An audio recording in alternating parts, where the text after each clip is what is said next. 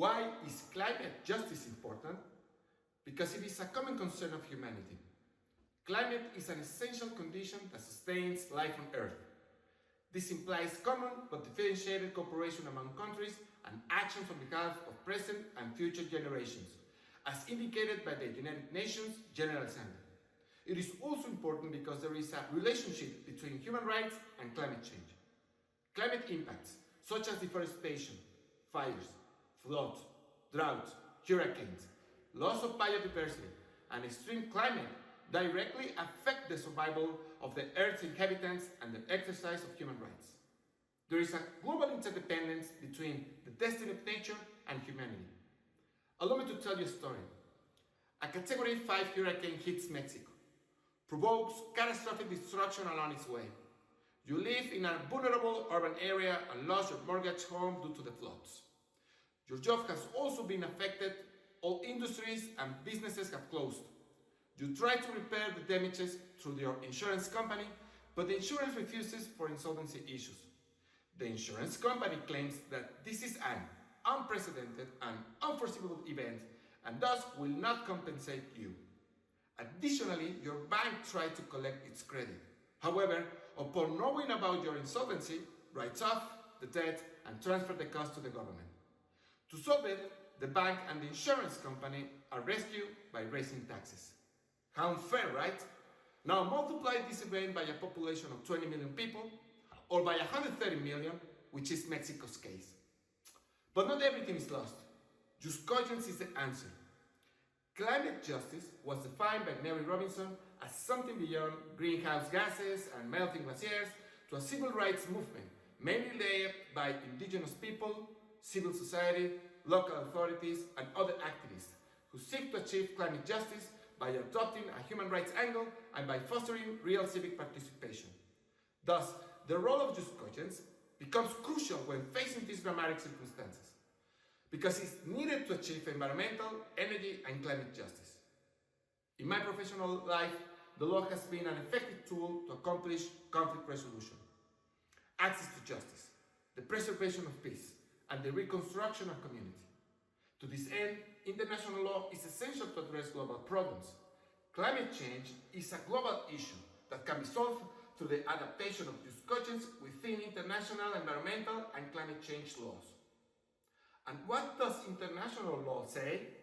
The main international environmental and climate change convention, for instance, the United Nations Framework Convention on Climate Change and the Paris Agreement, are instruments that establish states' international commitments towards ecosystem preservation, environmental protection, mitigation, adaptation, and transition to a more sustainable economy, taking into consideration greater access to justice and civic participation.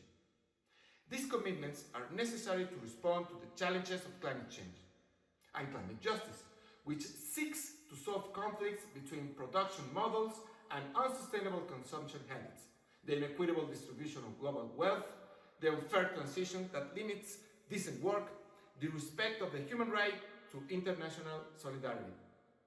Pope Francis says, solidarity is to think and act in terms of community and common care. So, is international law enough? Of course not. We need just cogence on board. Due to its legal power and immutability, this is why greater commitments for the states is demanded to strengthen international commitments through legal activism. How would this be possible? I heard the term just cogence for the first time from my teachers, Loretta Ortiz-Half and Victor Rojas Amandi, who referred me to Article 53 of the Vienna Convention on the Law of Treaties of 1969. They helped me understand that just cogence is the international public order of which no derogation is permitted, a sort of international supreme norm with immutable character. Additionally, through my academic research, I learned from Dr. Volker Rubin that the United Nations International Law Commission was working on the codification of just cogence.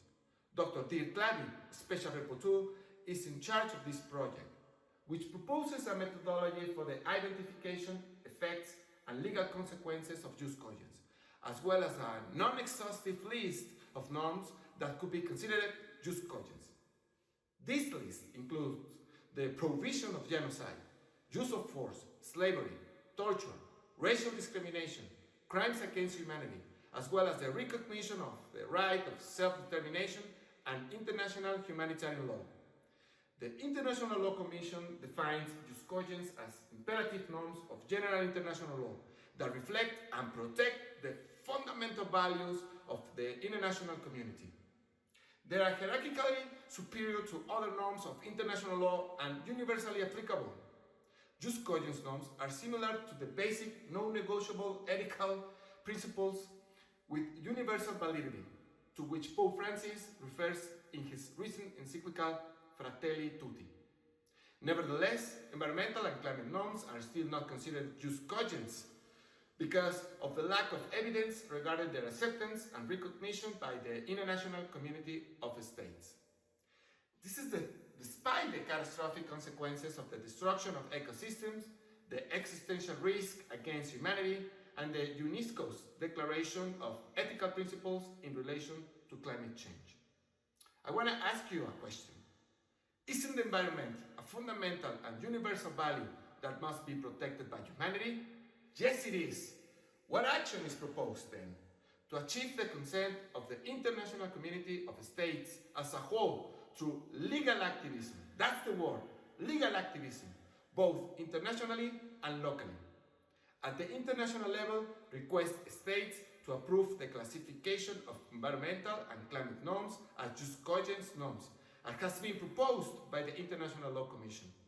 The jus cogens character of environmental and climate norms could be pinpointed in international treaties that have been or will be executed, including the Escazú Agreement that seeks to ensure environmental justice.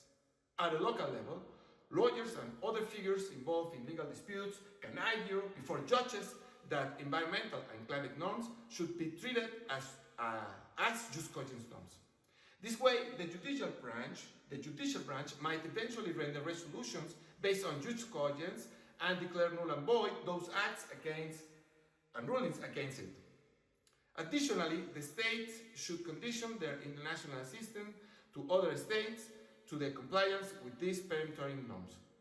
Other forms of legal activism that could be implemented are the modification of corporate laws, recognizing the incorporation of sustainable corporations, or those actions proposed by Dr. Joaquín R. Arquez in his book, Jus Cogens. It is time for states to reach a consensus in declaring environmental and climate laws jus cogens. This is exactly what the European Union is proposing in terms of the Green Deal Recovery Plan, in order to reactivate the region's economy from the COVID-19 crisis. The Recovery Plan has proposed that economic assistance shall be conditioned to the adequate implementation of environmental and climate actions, real actions. These legal activism initiatives must serve as solid evidence of a consensus of states and get jus cogens on board. Thank you very much for your attention.